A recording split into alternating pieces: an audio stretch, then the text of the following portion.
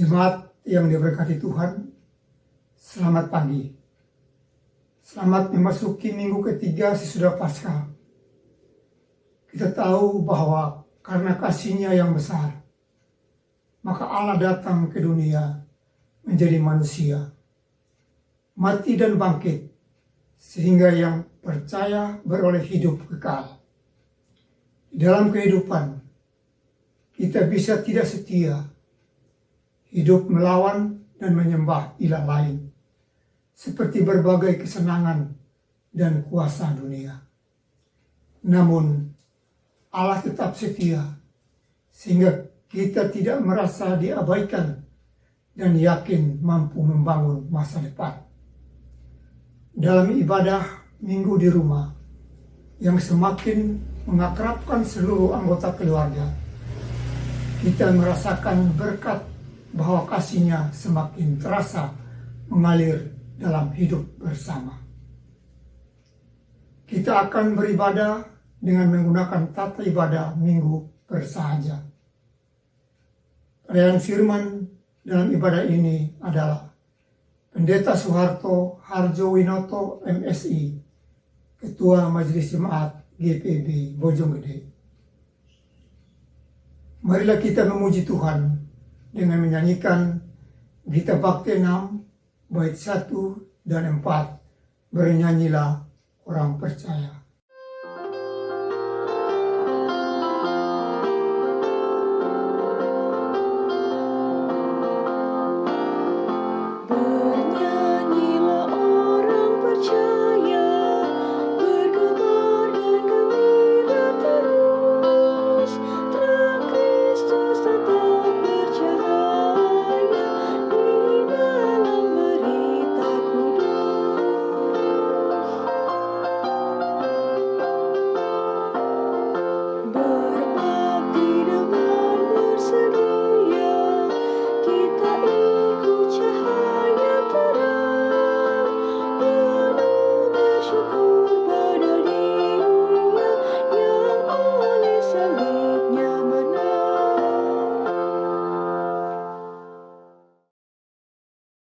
Saudara-saudara, jemaat, marilah kita berdoa. Ya Tuhan Allah kami, Engkau datang ke dunia untuk mengasihi, bukan menghakimi. Kami sungguh merasakan bahwa kasih-Mu telah membesarkan hati dan memampukan kami terus melangkah maju. Engkau tetap setia. Kami menyadari dan mengaku bahwa kamilah yang tidak setia. Kami tergoda oleh dunia dengan jalannya yang menjauh dari kasih-Mu. Kami menghakimi sesama walaupun Engkau tidak menghakimi. Kami menenggelamkan diri pada kesenangan dan memuja kemudahan, sehingga menjauhi-Mu. Berilah kami pengampunan dan damai sejahtera-Mu, ya Bapa. Serta baharuilah hidup kami oleh Roh Kudus. Sebab hanya oleh rahmat-Mu saja, ya Bapa, dan dengan menerima karya penyelamatan Kristus yang kami rasakan setiap waktu, kami ada sampai sekarang dan bahagia. Ajarlah kami untuk hidup dalam firman-Mu dengan meneladani cara hidup Tuhan Yesus yang mengasihi dan membarui, sehingga dalam kehidupan itu kami dapat bersaksi atas kasih-Mu yang menyelamatkan, dan akhirnya dunia datang kepadamu dan memuliakan-Mu. Kami menyerahkan ibadah ini dalam nama Bapa, Anak, dan Roh Kudus. Amin. Marilah kita memuji Tuhan dengan menyanyikan Gita Bakti 225, dari semula telah Kau tetapkan.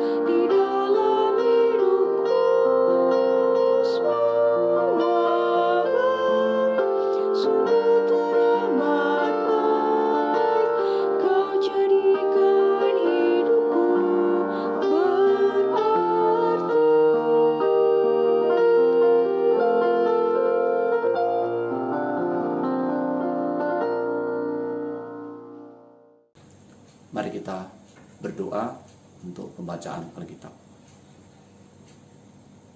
Bapa Surgawi, kami bersyukur kepadamu bahwa Engkau mengantar kami untuk hidup dalam berkat-Mu. Firman Tuhan akan kami baca dan renungkan bersama, sehingga kami beroleh berkat-Mu untuk kami menjadi berkat bagi yang lain.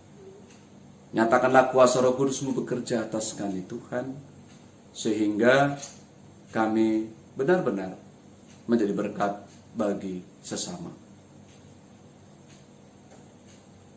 Berfirmanlah kepada kami Tuhan, kami anak-anak-Mu sedia mendengarnya. Amin. Jemaat yang diberkati Tuhan, marilah kita mendengarkan firman Tuhan dari kitab Yehezkiel pasal 36 ayat 1 sampai dengan 7. Yehezkiel pasal 36 ayat 1 sampai dengan 7 yang mengatakan, Pembaharuan Israel. Hai engkau anak manusia, bernubuatlah mengenai gunung-gunung Israel dan katakanlah, Hai gunung-gunung Israel, dengarkanlah firman Tuhan. Beginilah firman Tuhan Allah, oleh karena musuh itu berkata mengenai kamu, syukur, bukit-bukit dari dahulu kala sudah menjadi milik kita. Oleh karena itu bernubuatlah dan katakan, beginilah firman Tuhan Allah.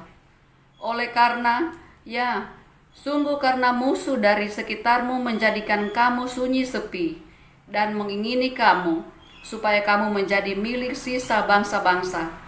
Dan oleh karena kamu menjadi buah mulut orang dan banyak dipergunjingkan.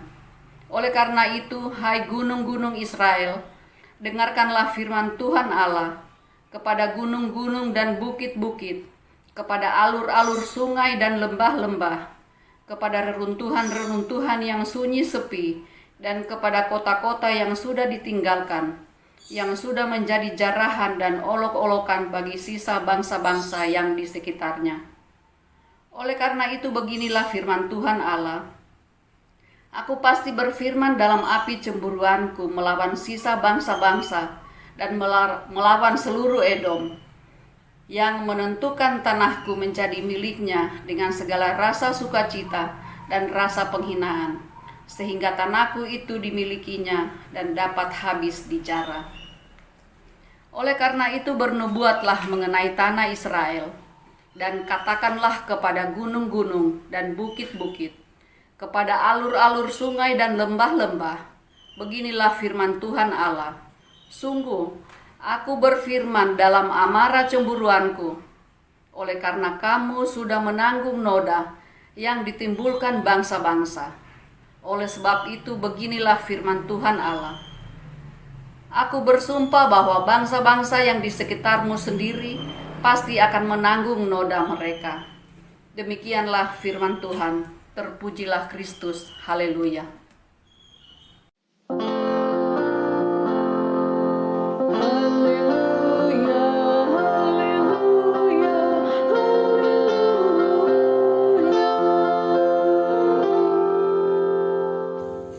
Saudara-saudara jemaat kekasih Kristus, Shalom.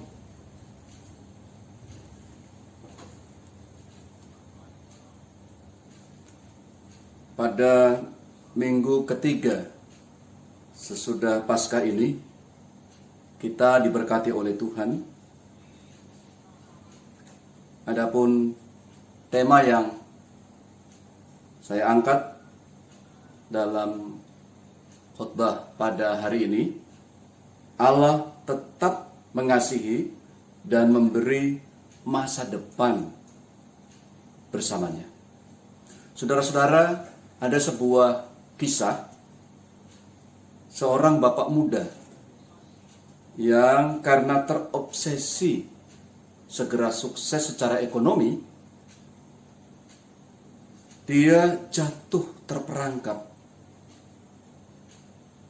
pada sindikat pencurian mobil. Kisahnya begini, awalnya ia sangat berhasil dalam usahanya, bahkan cepat sekali. Karena cepatnya itulah dia kurang waspada dan dia tertipu. dia tertipu dan usahanya bangkrut. Yang menjadi persoalan adalah dia sudah menggunakan uang dari orang lain dan menggadaikan rumahnya. Karena itu dia berusaha untuk secepatnya mengembalikan itu. Jalan pintas ia tempuh dan akhirnya dia terjerat. Di dalam jeratan itu dia susah sekali keluar dan akhirnya dia tertangkap oleh pihak keamanan. Singkat cerita, akhirnya dia di penjara. Dan bagaimana harus mengatasi masalah ini? Keluarga dari istrinya meminta supaya ia diceraikan saja. Bapak Ibu yang diberkati Tuhan, begitukah kita mengatasi masalah kehidupan? Karena dia takut tercemar, maka ya sudah, diceraikan saja. Apakah ini jalan keluar? Saudara-saudara jemaat yang dikasihi Tuhan Yesus, bagaimana Allah mau mengatasi sebuah permasalahan? Walaupun saya memberi contoh kasus atau kisah tadi sangat kecil, saya mau membawa kita untuk bagaimana Allah mengatasi permasalahan umatnya. Ketika bangsa ini terjerat dosa, mereka justru berpaling dari Allah. Mereka merasa bahwa karena Allah tidak kuat, maka mereka ingin terpaut kepada atau ingin menyembah kepada dewa yang dirasa kuat. Orang-orang Kasdim telah membuang mereka. Orang-orang Kasdim atau Babel ini, dia mulai dirasa paling hebat. Dan umat Israel, dia mulai merasa bahwa Allahnya orang Babel, dewa bulan itu, namanya Sin, membuat mereka tertarik. Dan inilah permasalahan. Apakah Allah akan membiarkan? Apakah Allah lepas tangan? Ayatnya yang ke-6 dari pembacaan kita, oleh karena itu bernubuatlah mengenai tanah Israel, dan katakanlah kepada gunung-gunung dan bukit-bukit, kepada alur-alur sungai dan lembah-lembah, beginilah firman Tuhan Allah, sungguh aku berfirman dalam amarah cemburuanku, dan oleh karena kamu sudah menanggung noda yang ditimbulkan bangsa-bangsa. Bapak Ibu, saudara-saudara yang diberkati Tuhan, Allah justru menugaskan Yehezkiel untuk menyatakan secara tegas bahwa ia mau mengasihi. Karena itu dikatakan dalam amarah cemburuanku. Tetapi sebelum masuk ke situ, saya mengajak kita untuk merenungkan secara lengkap ayat ini. Tetapi yang sudah pasti bahwa Allah sangat mengasihi. Oleh karena itu bernubuatlah mengenai tanah Israel. Dan katakanlah kepada gunung-gunung dan bukit-bukit, kepada alur-alur sungai dan lembah-lembah. Tanah bagi bangsa Israel punya tempat tersendiri. Dia tidak sama dengan kita yang punya sebidang tanah atau beberapa bidang tanah dengan sertifikat. Tetapi tanah itu adalah tanah perjanjian, di mana mereka akan memasukinya. Mereka dipimpin oleh Allah untuk menempati tanah itu. Kini tanah itu telah dijarah oleh bangsa Kasdim yang mengalahkannya. Karena itu ketika disampaikan tentang gunung-gunung, bukit, alur sungai, dan lembah, itu menandakan bahwa sebenarnya bangsa ini tidak pernah dibiarkan, tetapi telah dijarah oleh bangsa Kasdim, oleh orang-orang Babelonia. Dan Allah tidak mau hal itu terjadi. Tanah itu punya arti tersendiri. Mereka hidup dari situ, mereka bercocok tanam, dan mereka mendapatkan hasilnya. Dan kita tahu bahwa tanah itu tidak menyengsarakan orang. Bahkan bangsa itu menjadi berkat karena tanah itu. Tanah mereka garap, dan ada tahun Sabat, tahun ke-7. Hasil dari tanah itu untuk orang miskin, untuk orang asing. Itulah pengertian tersendiri bahwa tanah yang diberikan adalah tanah yang sangat membantu mereka untuk mengelola kehidupan, dan pada tahun yang ke-7 dibiarkan tanah itu hasilnya untuk orang miskin dan orang asing. Karena itu sangat penting, dan ini menjadi berkat bagi mereka dan bagi yang lain. Sekarang, kata Yehezkiel, ini sudah porak-poranda. Tetapi kalau disampaikan bahwa Allah mengatakan melalui Yehezkiel, itu artinya Allah sangat peduli dengan apa yang terjadi. Dan tanah itu adalah tanah perjanjian yang harusnya menjadi berkat bagi bangsa Israel, tetapi juga secara sosial bagi yang lainnya. Itu pengertiannya. Apakah Allah membiarkan? Seperti saya katakan tadi, tidak. Allah justru mengatakan, dalam amarah cemburuanku. Rupa-rupanya bangsa ini, dia sudah mulai melirik, ya, atau mulai tertarik, mulai dekat kepada dewa dari orang Kasdim, orang Babel ini. Disitulah pengertian kecemburuanku. Bapak Ibu Saudara-saudara, ketika mereka itu mulai tertarik atau mulai menyembah kepada dewanya, karena beranggapan bahwa Allah Israel kalah kuat. Disinilah seharusnya mereka sadar bahwa mereka salah. Nanti akan direnungkan mulai ayat 16 dan seterusnya dari pasal ini. Harusnya mereka bertobat. Bukan begini caranya. Kalau orang itu bersalah, maka mereka dihukum. Tujuannya adalah mereka kembali, mereka bertobat, dan menemukan makna baru dalam hidupnya. Nah, kita kembali kepada nas ini. Allah dalam amarah kecemburuan. Saya jadi ingat dengan kisah Hosea, di mana istrinya Gomer, dia pergi, ya, meninggalkan rumah, dan dia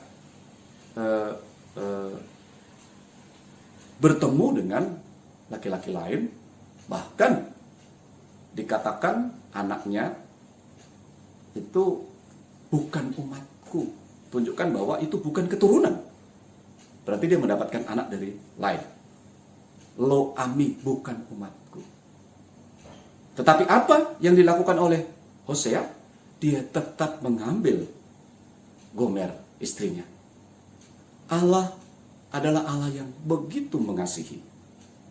Dia tidak mau umat ini jatuh ke pelukan dewa bulan.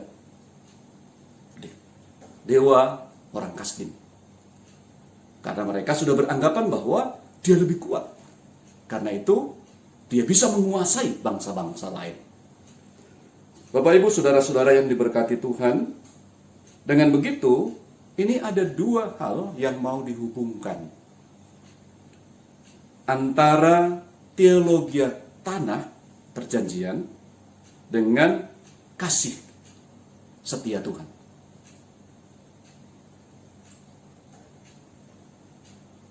Orang Israel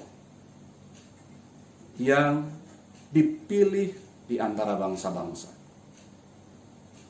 Bahasa metaforanya, dia adalah kekasih Allah. Dia sangat diberkati, dia sangat dikasihi. Dia tidak pernah ditinggalkan sama sekali. Bahkan diberikan tanah perjanjian. Kalau keduanya ini dihubungkan, maksud dari dua variabel ini adalah mau mengatakan orang percaya itu mestinya berintegritas. Integritas itu konsisten dengan apa yang dia percayai, dan itu pula yang dia jalankan atau dia lakukan. Mereka percaya bahwa Allah begitu mengasihi. Karena itu dikatakan di sini cemburu dia. Dalam pengertian itu ya. Itu metafora yang menunjukkan bahwa Allah betul-betul mengasihi dan dia tidak rela diambil oleh yang lain. Dia sangat mengasihi. Nah, dia bahkan memberikan tanah perjanjian. Tanah itu untuk mereka, tetapi juga untuk yang lain. Kasih itu seperti itu. Ya. Kalau Allah mengasihi, maka itu tertuju kepada diri kita. Dan yang berikutnya adalah kasih itu mengalir kepada yang lain. Kasih itu tidak pernah berhenti. Nah, ini yang saya sebut berintegritas. Bahwa dia dikasihi Allah. Artinya, dia benar-benar umat ini ada dalam kasih. Dan dia tidak mungkin tidak akan hidup dalam kasih itu. Karena itu orang yang memiliki harta benda, orang yang memiliki kekayaan, orang yang diberkati Tuhan, dia akan memberikan berkat itu kepada yang lain. Ingat, tahun ke-7 itu namanya tahun Sabat untuk orang asing dan untuk orang miskin. Ditambah lagi ada namanya tahun Yobel, tahun di mana hutang atau tanah akan dikembalikan lagi kepada pemiliknya. Dengan begitu, Bapak Ibu saudara-saudara yang diberkati Tuhan, orang yang betul-betul dikasihi Allah, dia sangat mengasihi yang lain. Bahkan dia tidak mau orang lain jatuh. Orang lain berada dalam kesulitan. Dia harus dibawa untuk merdeka. Dan tanah itu, status mereka dibagi dengan suku-suku yang ada. Dan ketika tahun ke-50, tahun Yobel, segala yang berhubungan dengan hutang dikembalikan kepada yang memilikinya. Tanah yang tadinya karena mereka tidak mampu mengelola dengan baik, akhirnya jatuh kepada orang lain, maka orang lain itu mengembalikannya. Begitulah kepercayaan bahwa sungguh-sungguh Allah sangat mengasihi dan orang juga harus mengasihi. Tanah, sarana kita diberkati Tuhan dan kita menjadi berkat bagi yang lain. Itulah yang dimaksudkan dengan integritas. Memang sepintas Bapak Ibu Saudara-saudara, ayat-ayat ini dia memperlihatkan perhatian Allah saja tentang cemburu. Tetapi ketika di bagian awal ayat 6 itu menjelaskan bahwa berhubungan dengan tanah perjanjian, ya, Allah itu memperhatikan gunung, lereng, alur sungai, lembah. Itu menunjukkan bahwa Allah itu mengasihi mereka dengan tanah yang ada pula. Jadi benar-benar diberkati oleh Tuhan. Dan sepatutnya lah dia menjadi berkat. Bapak, Ibu, saudara-saudaraku yang diberkati Tuhan Yesus, sebagai orang Kristen, kita bertemu dengan Tuhan yang penuh cinta kasih. Bahkan dia rela mati untuk itu, agar kita yang percaya, kita hidup kekal, kita beroleh kehidupan. Kita juga mestinya konsisten dengan cinta Allah. Kita tidak bisa mengingkari bahwa Tuhan begitu mengasihi kita, kita pun mengasihi sesama kita. Dan itu mengalir begitu rupa. Disitulah proses kita semakin diberkati Tuhan ketika kita juga menjadi berkat bagi yang lain. Kita menjadi tahu bahwa kita sangat dicintai Tuhan. Pada kesempatan lain kita juga mencintai sesama kita. Kalau ada orang lapar, Tuhan Yesus mengatakan, ketika aku lapar. Kalau ada orang dalam penjara, Tuhan Yesus mengatakan, ketika aku dalam penjara. Bagaimana seharusnya sikap murid-muridnya? Harusnya, ketika aku dalam penjara, engkau melawat aku. Ketika aku lapar, engkau memberi aku makan. Matius 25 atau 26. Tuhan Yesus mengidentikan diri kepada mereka. Karena itu menunjukkan bahwa cinta kasih Tuhan itu tertuju kepada orang percaya untuk disalurkan kepada mereka. Karena itu Bapak Ibu Saudara-saudara, integritas orang percaya inilah yang harusnya menjadi berkat bagi kehidupan kita di dunia. Kita orang percaya, kita diberkati oleh Tuhan, dan kita menjadi berkat bagi mereka. Bangsa Israel dicintai oleh Tuhan, dikasih oleh Tuhan. Lalu mereka diberikan tanah perjanjian.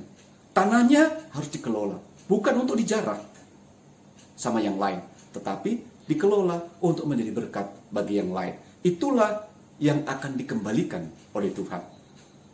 Tuhan mengajarkan seperti itu. Dan ini menjadi berkat bagi kita. Dan menjadi berkat ketika kita ada di negeri yang kita cintai ini. Ketika ada orang yang mengalami kesulitan karena kondisi sekarang ini. Kalau ada orang yang lapar, Bapak Ibu Saudara-saudara, jangan hanya dilihat mereka. Bantu.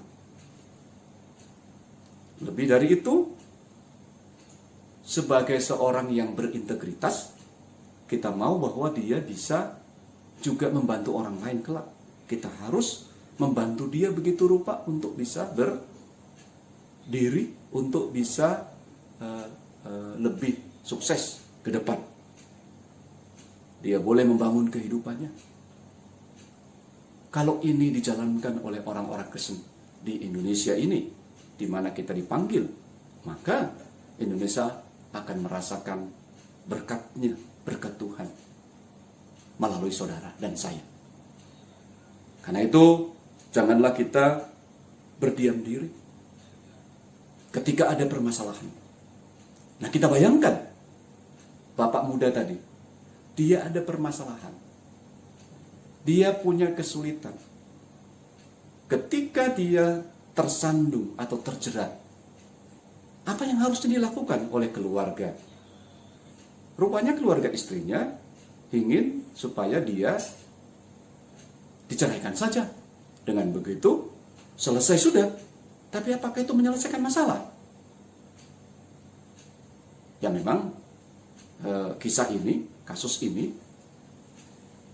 bukan kasus kita. Dia berbeda kepercayaan dengan kita. Tetapi prinsip dasar orang mengatasi masalah harusnya membantu sehingga Bapak yang muda tadi itu bisa keluar mengatasi masalahnya karena ditopang oleh keluarga istrinya. Bukannya dibiarkan. Kalau dia punya harta benda dan tidak ada masalah, diterima. Tetapi ketika dia terjerat dalam kesulitan, dibiarkan. Nah, kekristenan, dia selalu menolong karena punya cinta kasih yang luar biasa dari Tuhan. Tuhan mengasihi dia. Ya. Maka dia konsisten untuk mengasihi. Dia juga menolong. Sehingga bapak muda ini, dia akan kembali dan dibantu untuk kembali. Dia bisa berkarya lagi, berhati-hati, dan menjadi berkat bagi yang lain. Karena itu istilah lembaga permasyarakatan itu sangat baik sekali, bukan penjara. Dia dibantu kembali ke tengah masyarakat, dia bisa berguna membangun kehidupan negara yang kita cintai ini. Berintegritas. Karena itu Allah yang kita percaya adalah Allah yang tetap setia, ya, tetap mengasihi. Dan di dalam Allah itu ada masa depan. Tetapi harus bersama Dia. Bukan menurut selera kita. Ya, tetapi benar-benar Allah terus bekerja dalam hidup kita, membasahi dengan cintanya. Dan ketika kita dibasahi oleh cinta kasih Tuhan, kita juga membawa berkat, membasahi kehidupan orang lain bisa berdiri tegak kembali. Bapak yang masih muda tadi, dia bisa bangkit lagi, dan dia boleh belajar atas kehidupan, dia juga menjadi berkat bagi yang lain. Tuhan memberkati kita. Amin.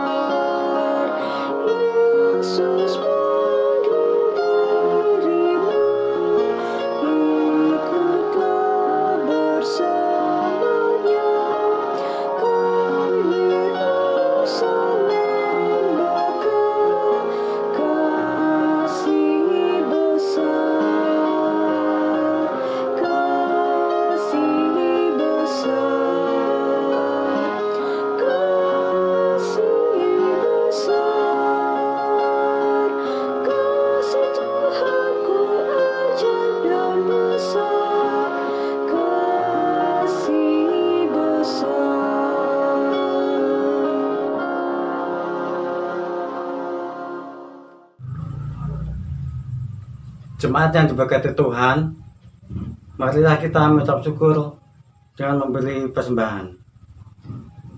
Persembahan yang jemaat berikan dapat disampaikan saat kita beribadah di gereja, atau dapat disampaikan melalui rekening gereja dengan menyampaikan bukti transfer ke bendahara.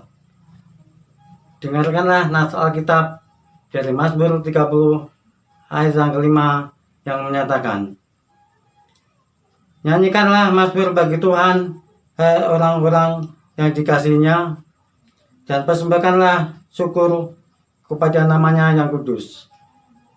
Tuhan memberkati saudara dan persembahan saudara.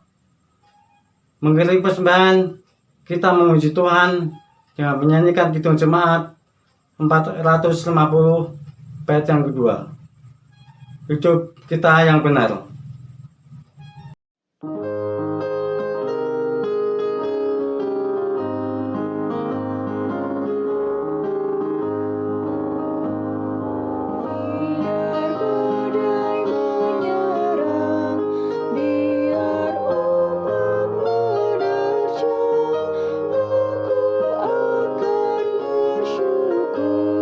Kepada Tuhanku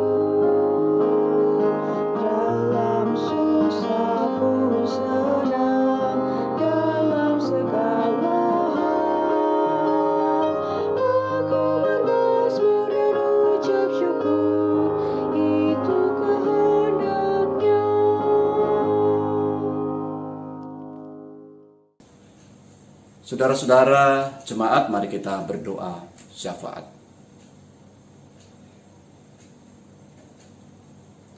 Bapa Surgawi,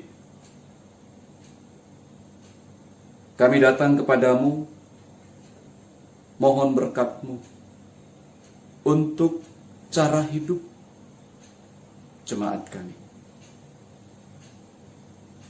Agar mereka hidup dalam kasih Tuhan, karena Tuhan begitu mengasihi. Tuhan tidak pernah meninggalkan, tetapi Tuhan selalu membimbing kami ketika kami jatuh. Dia pegang tangan kami sehingga kami bisa berdiri kembali dan terus berjalan. Kami mohon ya Allah, biarlah kami dapat berjalan menurut kehendak Allah sendiri. Firman-Mu ini membuat kami semakin sadar bahwa cinta kasih-Mu itu luar biasa dalam hidup kami. Dan kami juga belajar untuk mengasihi sesama, menolong mereka, karena kami hidup dalam kasih-Mu. Engkau tidak mau kami terjerat dalam kuasa dunia ini. Lalu kami takluk. Engkau mau mengambil kami kembali, karena Engkau sangat mencintai kami, mengasihi kami, dan mengajarkan kepada kami bahwa kasih-Mu sungguh nyata ketika Engkau memberikan kami pekerjaan, memberikan kami kesempatan berusaha, membangun kehidupan. Kami berdoa kepadamu ya Tuhan, biarlah seluruh warga jemaat, seluruh orang percaya mempunyai integritas itu. Mereka konsisten dengan apa yang mereka pahami, imani, Allah yang penuh kasih, juga apa yang mereka lakukan, suatu tindakan untuk mengasihi. Kami belajar, dan dengan integritas itu kami semakin dewasa. Bapak, kami berdoa untuk berbagai kesulitan yang kami alami, yang orang lain alami, yang seringkali begitu menekan, membuat kami tak berdaya, membuat mereka mengalami kesusahan, dan mereka justru berpaling dari Engkau. Melalui firman-Mu ini, kami belajar bahwa kalau kami mengalami kesulitan, ada pergumulan, kami bersedia untuk dikasihi Tuhan, diproses oleh Tuhan menjadi lebih baik. Kasih-Mu membangun masa depan kami. Kami berdoa untuk berbagai pergumulan yang kami alami. Sebagai bangsa, kami juga mengalami kesulitan-kesulitan, khususnya saat ini dengan adanya pandemi COVID-19. Ada berbagai kesulitan terjadi.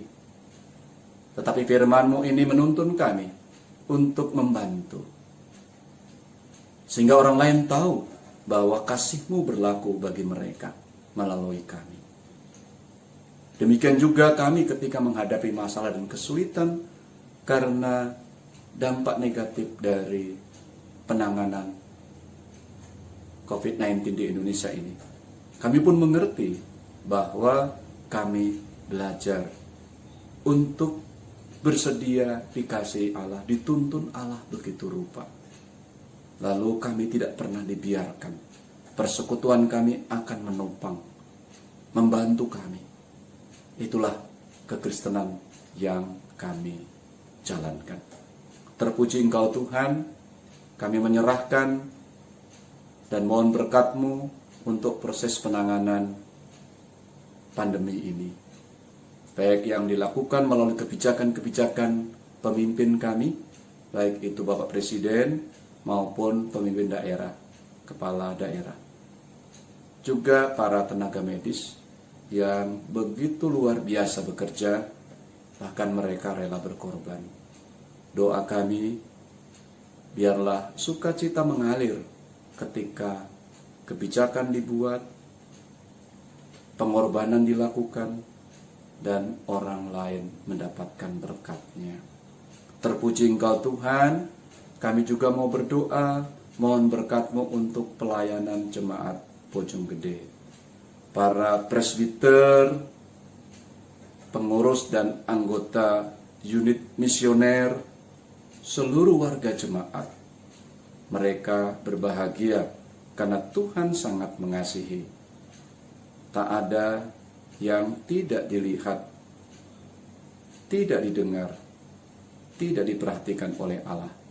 Bahkan Allah mau supaya kami, umat-Mu ini ya Allah, memahami bahwa peristiwa apapun tidak pernah terluput dari cinta kasih-Mu, sehingga kami menjadi dewasa. Melalui proses yang ada, kami semakin berkualitas. Doa kami berkat-Mu untuk para presbiter dalam mendampingi seluruh warga jemaat. Demikian juga keluarga para pelayan-Mu itu. Kami juga berdoa untuk semua yang terlibat dalam pelayanan ini. Memberkati pemusik, pemandu lagu. Mereka melakukan tugasnya dengan baik. Juga mereka yang terlibat dalam proses pengeditan, Tuhan memberkati pula. Kami juga berdoa mengucap syukur atas kesempatan yang Tuhan berikan untuk memberikan persembahan. Biarlah ini dipergunakan untuk kemuliaan nama-Mu. Terpuji Engkau kekal selama-lamanya. Inilah doa kami ya Tuhan, dalam nama Tuhan Yesus yang mengajar kami berdoa. Bapa kami yang di sorga, dikuduskanlah nama-Mu, datanglah kerajaan-Mu, jadilah kehendak-Mu di bumi seperti di sorga. Berikanlah kami pada hari ini makanan kami yang secukupnya, dan ampunilah kami akan kesalahan kami, seperti kami juga mengampuni orang yang bersalah kepada kami. Dan janganlah membawa kami ke dalam pencobaan, tetapi lepaskanlah kami daripada yang jahat.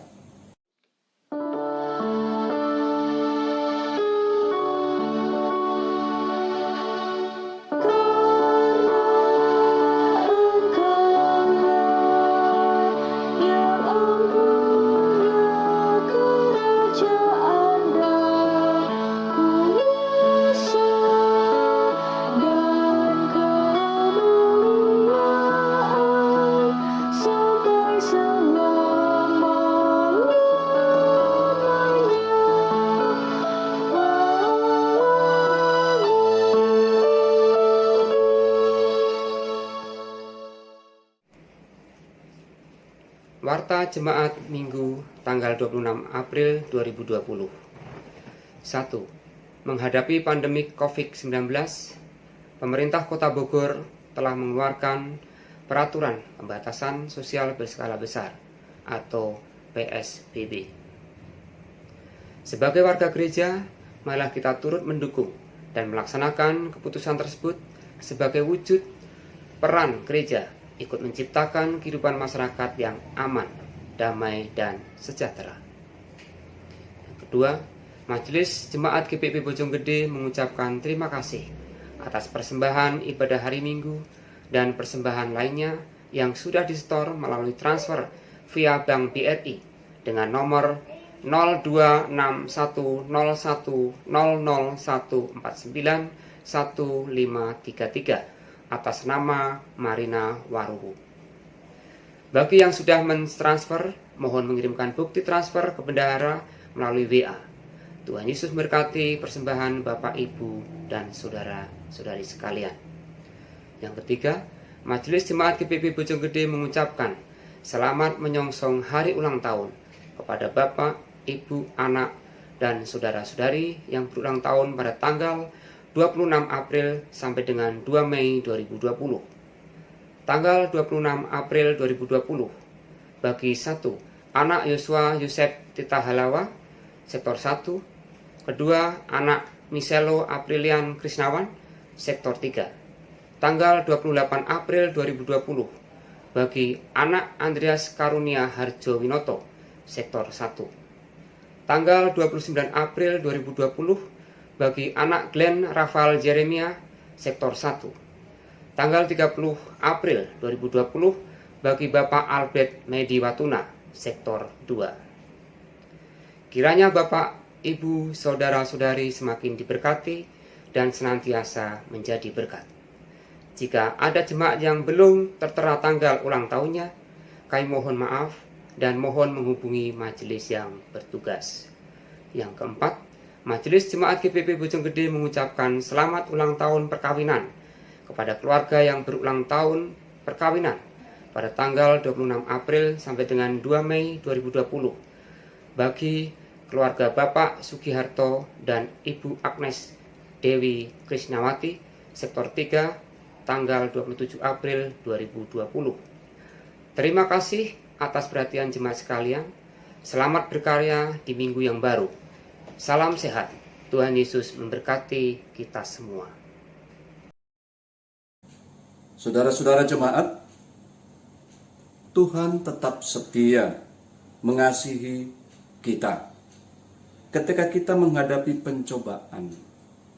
Ia mau kita merasakan kasih-Nya dan menemukan berkat yang Ia sediakan di balik peristiwa itu.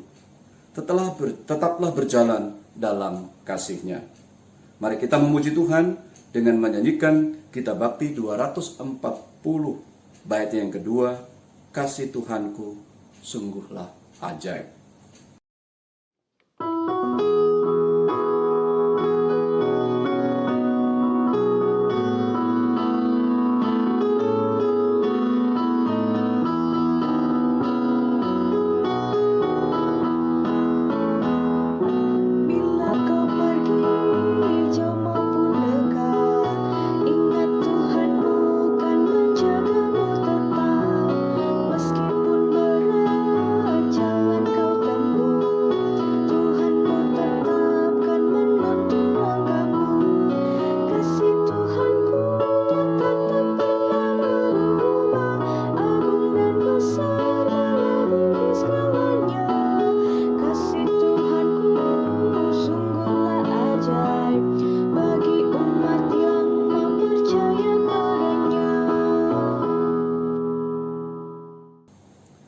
Kini hiduplah dalam damai sejahteranya. Arahkanlah hati dan pikiranmu dan terimalah berkat Tuhan. Tuhan memberkati engkau dan melindungi engkau. Tuhan menyinari engkau dengan wajah-Nya dan memberi engkau kasih karunia. Tuhan menghadapkan wajah-Nya kepadamu dan memberi engkau damai sejahtera.